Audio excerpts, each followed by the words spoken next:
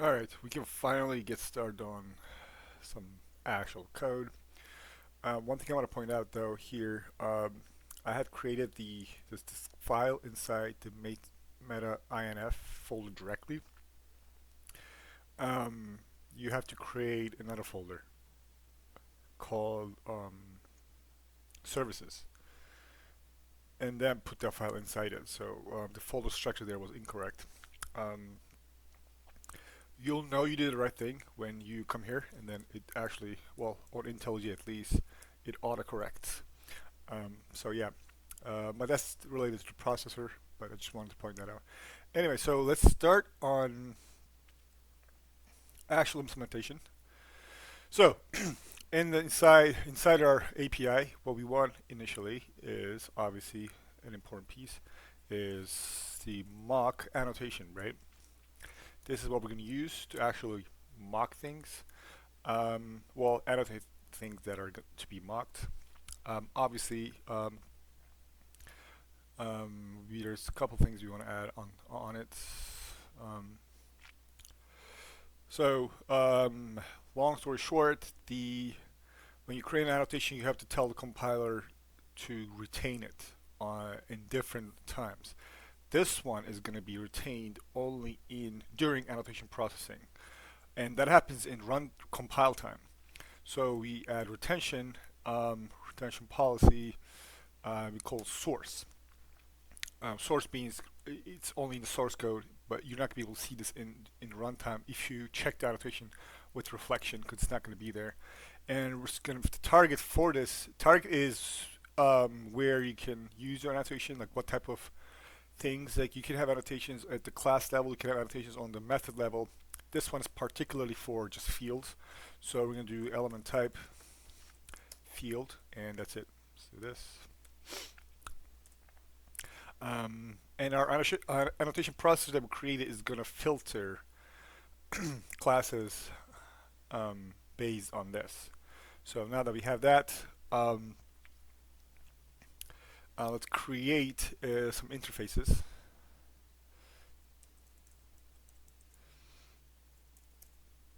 And I'm going to walk you through what they do and why is it that we need them. So this one is particularly used to create, let me just show you this here, in our actual, in the sample that I showed you all the end result. If you look at this, init mocks, what this method does, I can click into it and show you actually what it does, but I don't want to spoil it. So what it basically does is that finds an initializer like this, an initializer interface that actually for this particular test class, and then uses an initializer, initializes this test class. It's going to make more sense later. It's the reason it's a part of the API module is because the annotation processor needs it. But it's not actually exposed to the developers. That you're not going to need to use that.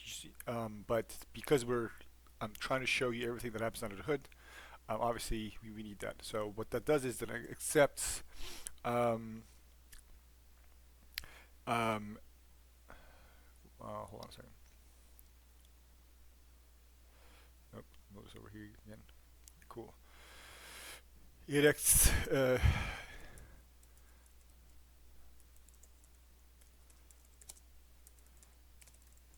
Cool.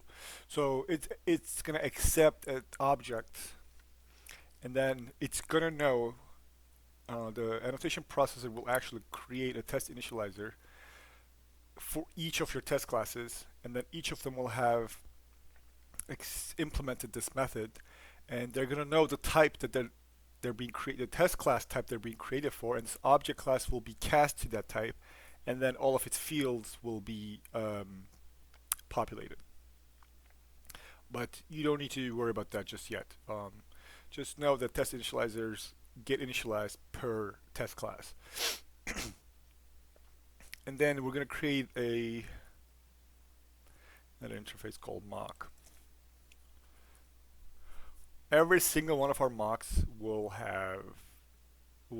implement this. So it's going to store, well, obviously it's an interface, it's not going to store, but the classes, the mock classes themselves will store the um, each invocation.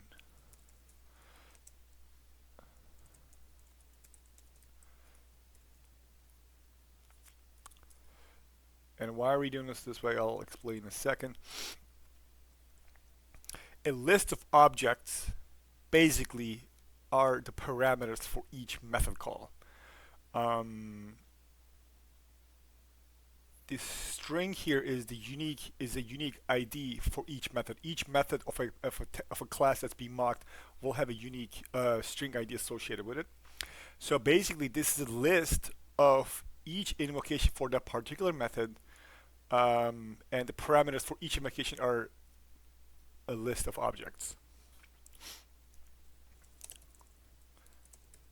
This method will clear all invocations. This is going to be basically used. You know how Mockito has a reset method? When you do mock reset and you pass a mock, it resets the mock, it clears all the invocation. This is what that method will do. And this mode, this enable verification mode, will be called when instead of modifying the mock, we're running verifications on it. So this is our base mock class. So let's, again, none of these except for the mock are actually user facing, developer facing, that is. So let's create an argument. Let's start out with matcher. Okay. We're obviously not gonna. Actually, it's the argument matcher, not the argument matchers. So this is also not going to be exposed, but this is going to be used to match given arguments um, of a particular a method invocation to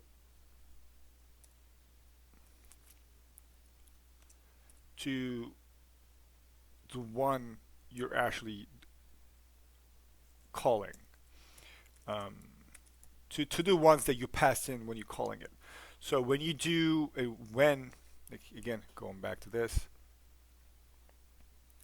um, when you do when and you pass in these methods will be stored. And then when you do verify, the list of objects you pass in via here will be compared to the ones that are passed here. And that's how you're going to determine whether the invocation is actually successful or not. So in that case, let's do this implementation here.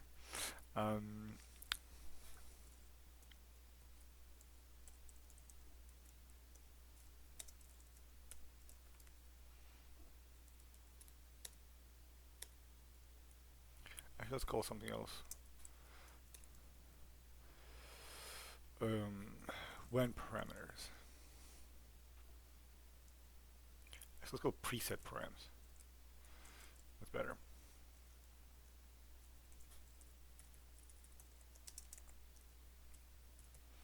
And it's going to have a matches method.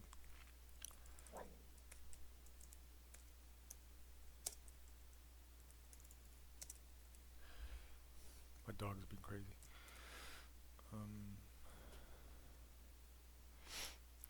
So what we're going to do, we're going to match these with this, and if they match, it's going to return true. If they don't match, it's going to return false. But to be able to properly test that, we're going to have to do this real quick. We're going to have to create argument matchers, which is where this is actually developed. This is going to be in developer facing API here. This is what you use to do stuff like any integer, any string, any, or EQ, stuff like that. So let's do static object any. So this is going to be the object that's used for whenever anyone passes in any as a parameter. So it'll always match the given integer. So let's do, we're not going to create every single one of them, but we're going to create things like, we're going to create a few. And it's okay if it returns 0. We're also going to come back and change a couple things here. So let's just do that. Let's finish up these.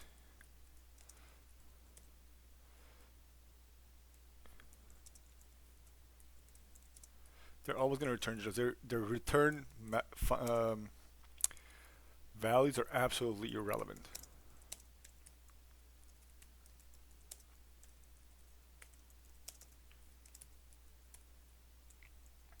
And the return values are also not going to be stored. We're going to store them statically in a way that we're going to cover in a second. Let's do the same thing for string.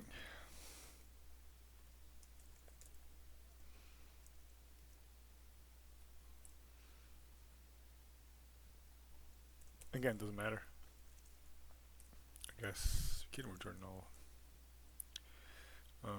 Cool. So let's go back here. All right. So we're going to iterate through every single one of them. I'm going to do a indexed loop because, yeah, we want to match them.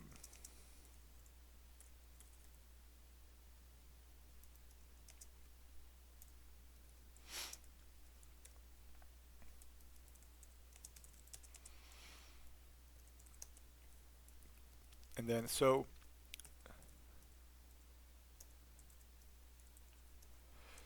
all right, so if it's the any value, we're not going to do anything. There's no need to match check. We're just going to continue on this next one. We're going to have if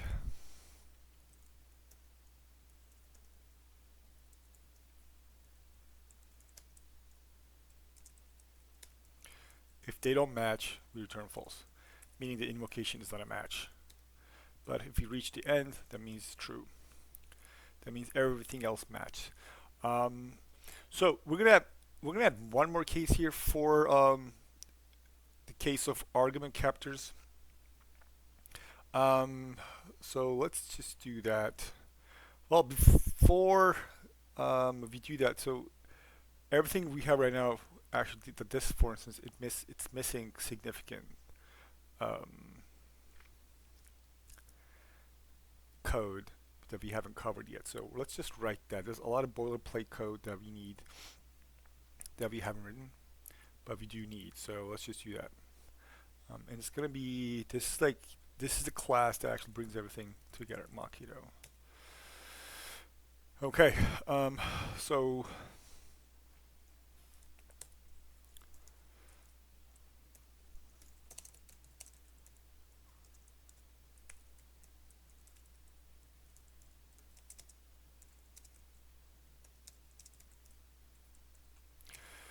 this is the argument matcher that we're going to use for when a method has no arguments, meaning that it's like a getter or some kind, any kind of method that returns nothing.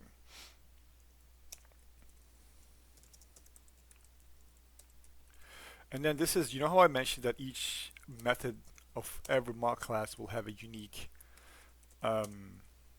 ID? That's that ID. And this is the mock that's currently being mocked. That's currently being stubbed, actually, which again will make more sense later.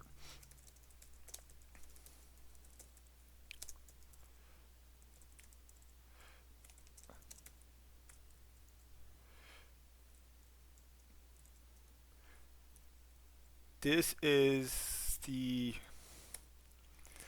where current arguments will go. Arguments that that we need to collect when we're doing argument matching, which again will make sense just in a second. So let's add the method that actually does that. Cool. So now if you go back to the argument matchers, here, I'm going to add any. So because this is just any, and we're going to check all parameters here for any, when this is called, we're going to add that method. We're going to add that object. For everything else, we're gonna add the actual value. Um, Java will do automatic boxing on this, so we're fine. Um, okay. Now we go back to our Mockito again. Um,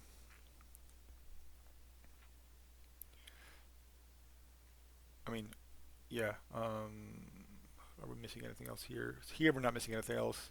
Here we're not missing anything else, but we're gonna need an argument capture.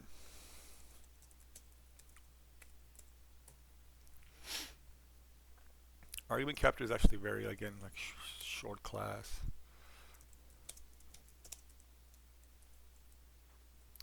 It needs a type for itself, but here there's a different type.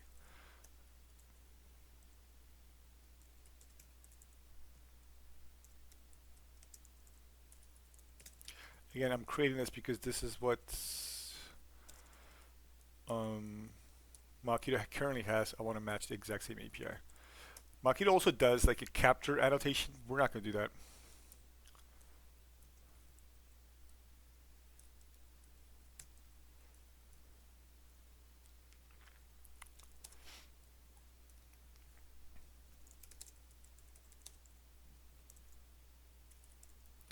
So when the capture is called, the value of the object is going to be stored here.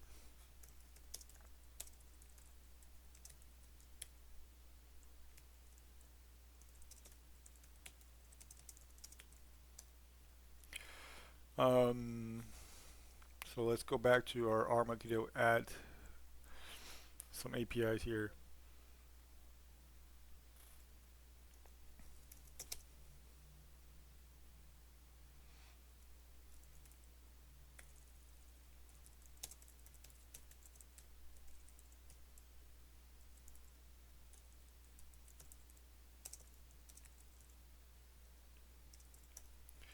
So here, there's type erasure. Well, that's fine. You don't need that. We're not going to do the implementation just yet.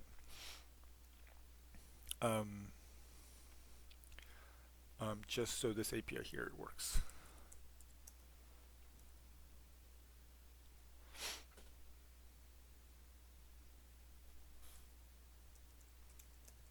It's going to pass itself in there.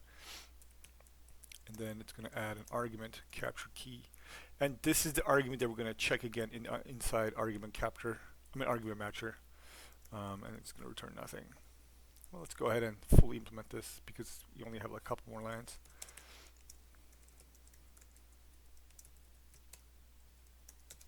This returns a value, but we're going to cast it to the type that we know, and then set value.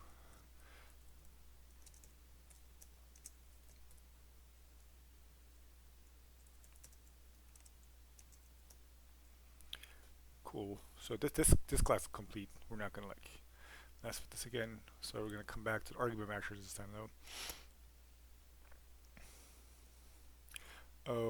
Yeah, one last time here we need another API that we currently haven't implemented. It's is capture.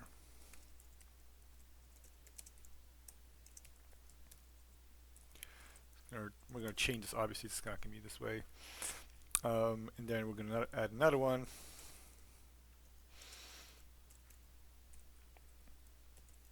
It's going to be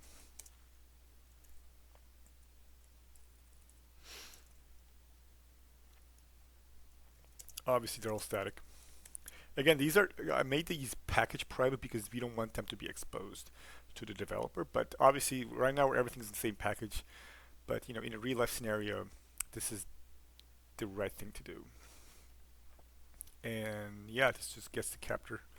For now, returns null. Go back to the argument capture. Nope, I'm not sure. Cool. So let's do our Mockito is capture.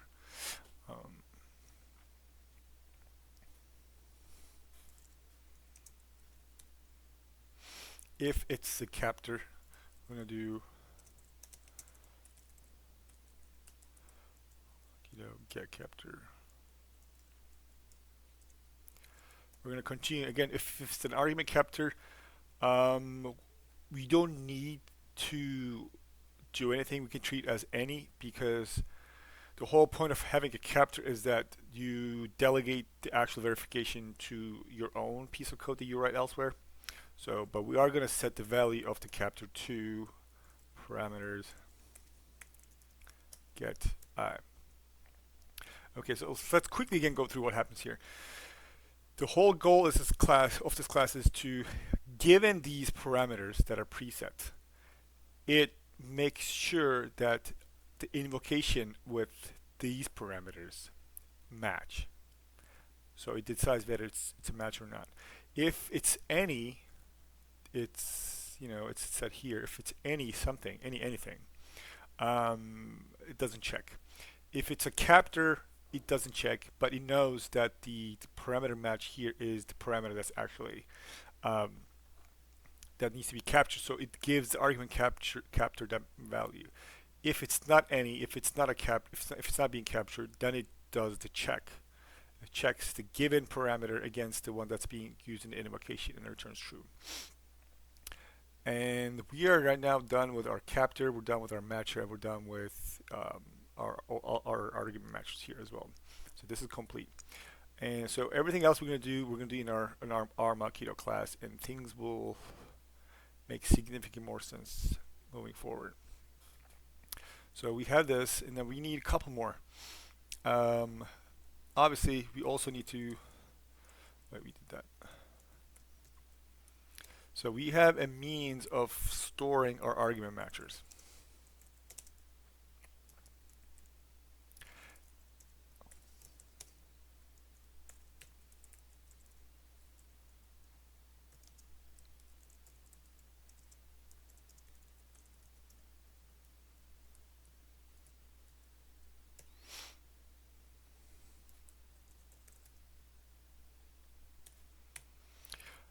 This string here again is the unique ID for each method, and each method can have multiple argument matchers. Each argument matcher is basically an instance of an argument matcher is initialized whenever you call the when method.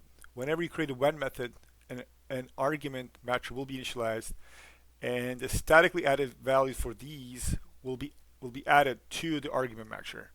And then later on, when you do a verification with these parameters, we check these against the one that we just created here to match. If they match, then the method will return that value, and the verification will succeed.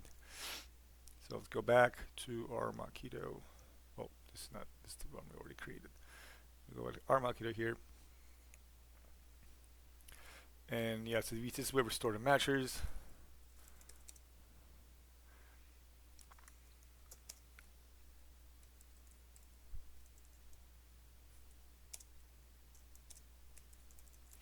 For each argument match that you initialize with the when method, will also obviously have a particular then return method associated with it, and this is the map that contains those. And this is the map that contains, again, argument captors with their keys. So we know when to set the capture value as opposed to when to perform a check. This class will have a static method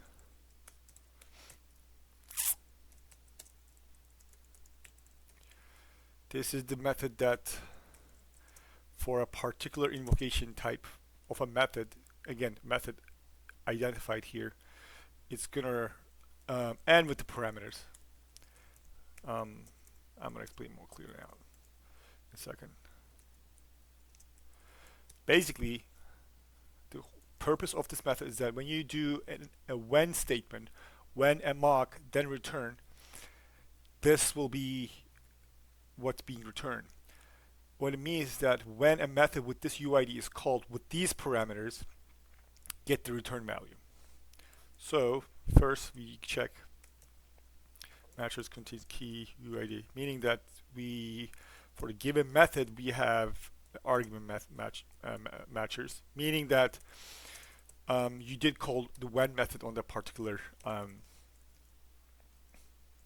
mock.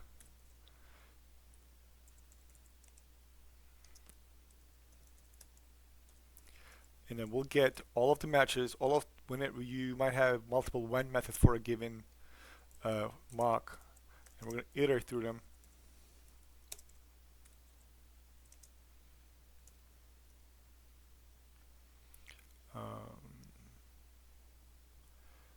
Actually, matchers for method, because the names were overlapping, which is then nice. And then if argument matcher matches params, then we return values get argument matcher. Otherwise, return null. So let's quickly go over what happens here. We check if a given method with this UID has a matcher, meaning that a when statement was performed on that method. And then we move ahead with the then return, meaning that it has a return value set. So here we go through all of the argument matchers, and if they match for the given parameters, we fetch the return value for that argument matcher and then return it.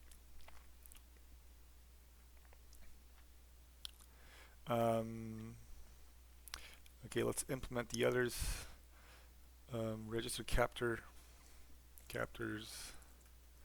puts, key, argument captors, easy. This captors contains key, and then get captors, get key. Okay, these are simple. We're gonna have another method, static. This is public. Actually, no, it's not.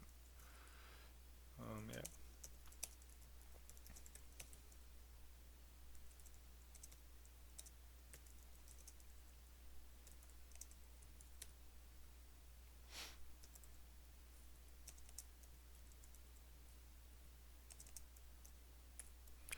Okay, so our mocks, when implemented, which they're currently not, are going to call this method and then pass in themselves and the particular UID for the method.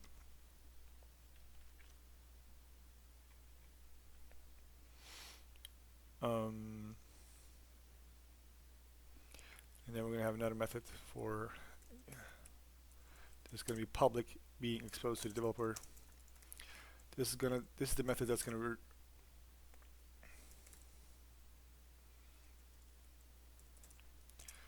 be reset.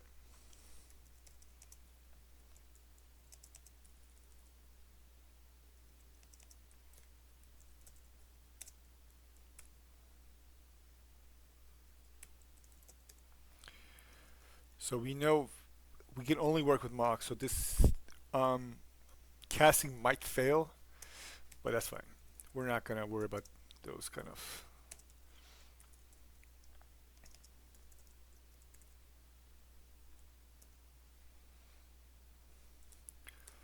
So this is basically a list of methods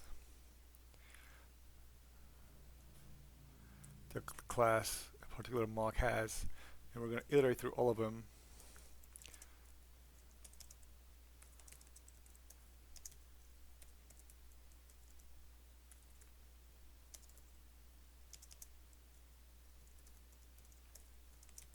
We're going to get all argument matches for that method, and we're going to remove argument matcher from there, and then matchers. We're going to clear matchers, remove method. Basically, it's going to be like it's this particular mock was after this call, that particular mock is going to be brand new. Like no argument matches for it. So if you had called when methods before, they're going to be gone. Nothing will be like it's going to be like a brand new mock. This is ideally what you want to call in either like before or like the after of each set. Okay, let's continue, and then we do the verify. public void.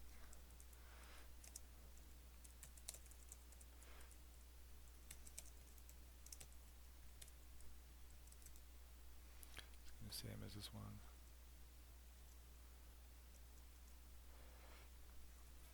Mock.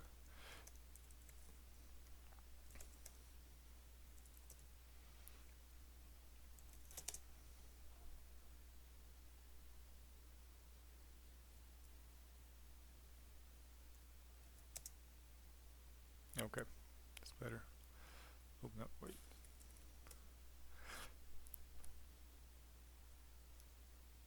Why is it not working? There you go.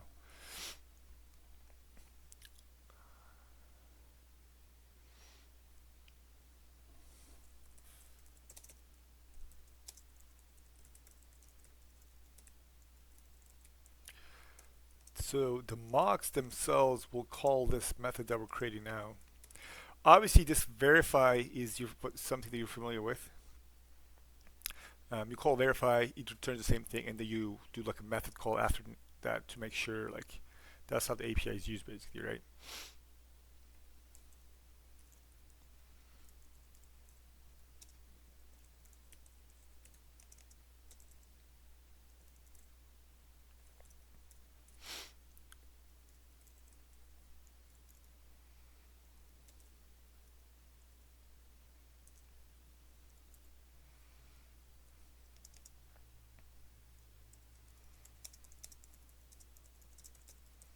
This is where we fire. In fact,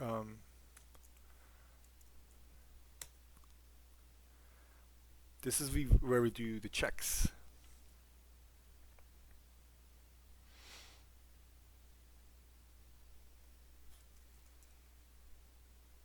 For verifications, to be clear.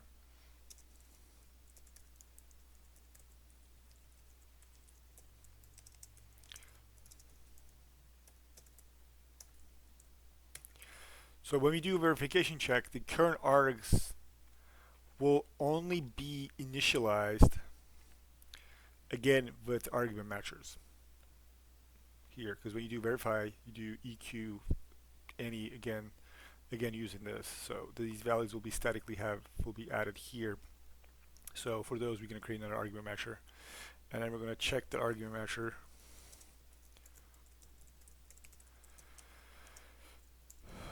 against the ones that exist with each parameter.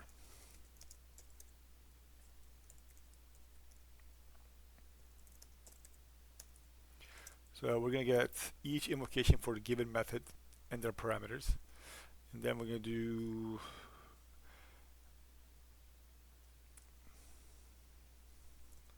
check them again. Basically, even if it's a single match, that means this succeeds. That's why we do like an OR check here, and then here we can do assert method invocation found. If it's not found, then we do matching invocation has not been found.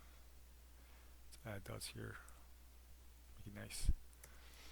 Current mock null. You nullify that. Current method ID. Null. Current. Jeez. Current args.